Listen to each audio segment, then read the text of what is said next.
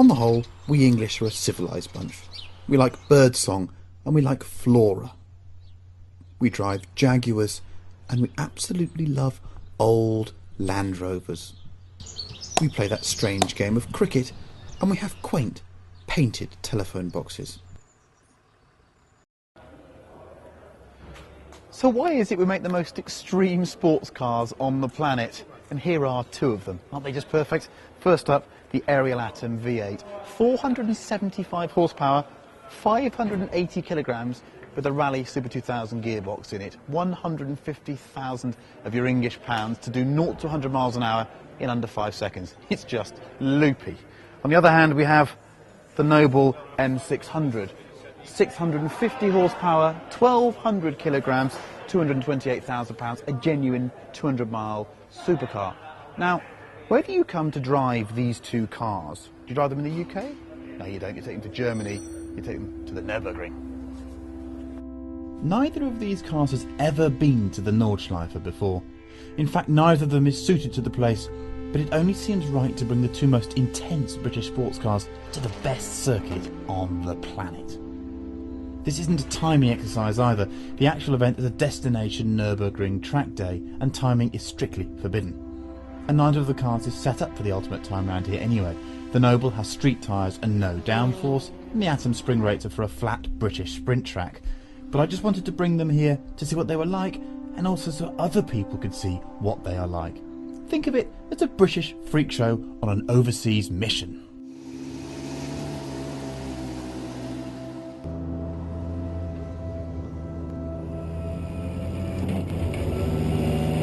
The M600 Atom is comfortably the most insane road car on sale.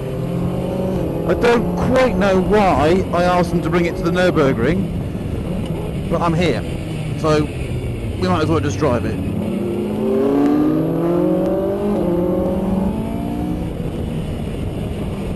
The performance is just absolutely bonkers. That Sadev gearbox is so instantaneous. It just isn't set up for around here, but you know what, we'll give it a go.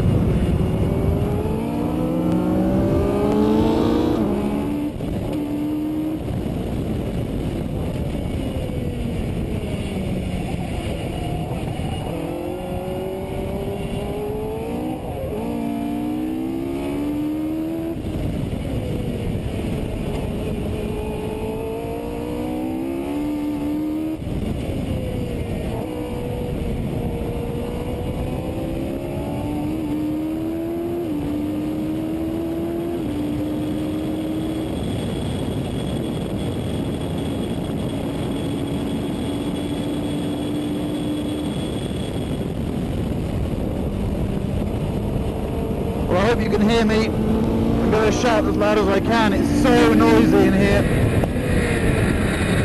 Out onto the Nordschleife then. In this crazy machine.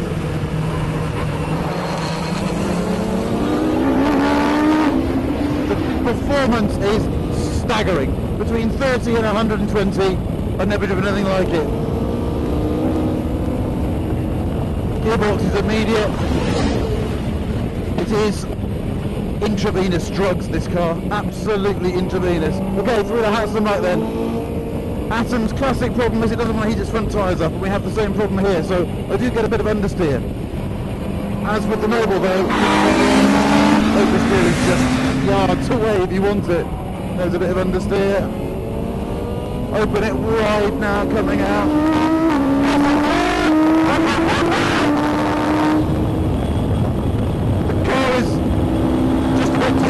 For this circuit, sadly. You can alter that, but we're not here to set lap times, we're here to experience the maddest production car, I think. 500 horsepower, or 475, 580 kilograms.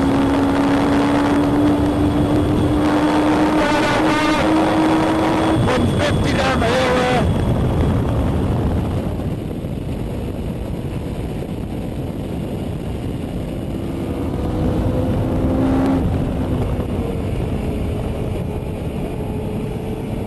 What a circuit.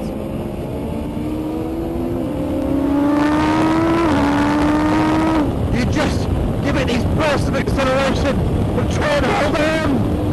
There the foxhole.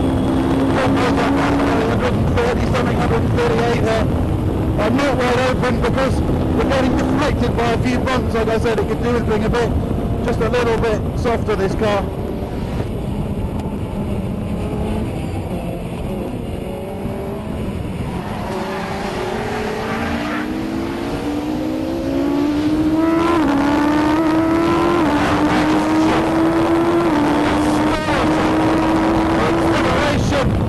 Exposure to the elements.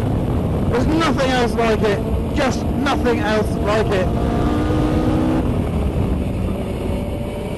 Brakes are really good. Now, I find that slightly contrary because I do get some understeer, but normally with the understeer you get a lack of initial brake bite, but you've still got the front axle to brake quite effectively in this car. Oh no, if you can hear me over this bizarre induction noise behind me. Two motorcycle engines Siamese at the crank.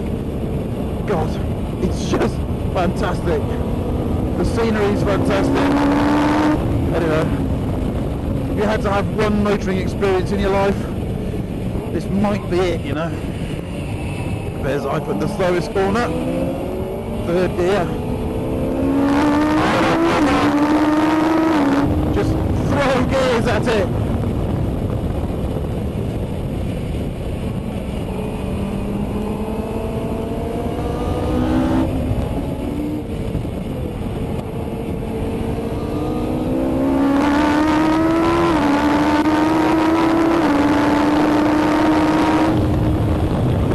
Brake before the king, we get a bit deflected by the bumps, but it's just sensational fun. Woo! Smashed it up the backside of a rocket! Incredible! Again, the bumps deflecting it, so we have to just bang the throttle a bit going up the hill. God knows whether you'll hear any of this. Up the hill now. Wide open instead. Wide open instead.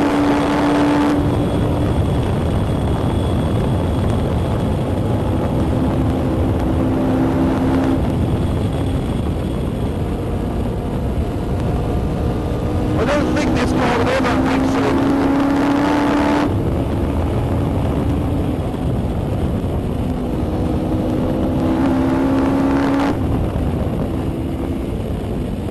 I don't think the Atom V8 would ever be a really fast car around here because it's just not a racing car. It's an experience. But there's actually not that many opportunities to use. Oh, that, God, it doesn't like the carousel. Here we go, bumping away.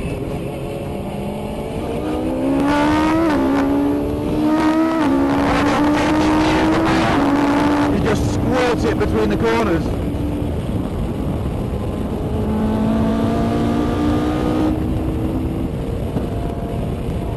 What's it like up here in the technical stuff then? Got a bit more tyre temperature now, so what happens is the tyre starts to grip more, but that places a few more demands on these springs. You see that I'm getting lobbed around a bit, it's getting bumpy in here.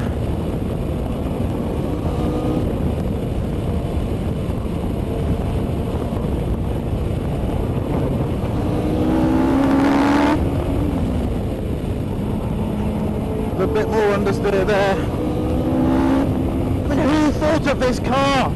Simon Saunders, the owner, he must have thought of it, but I mean, it's barking a 500 horsepower V8 in a 580 kilogram car.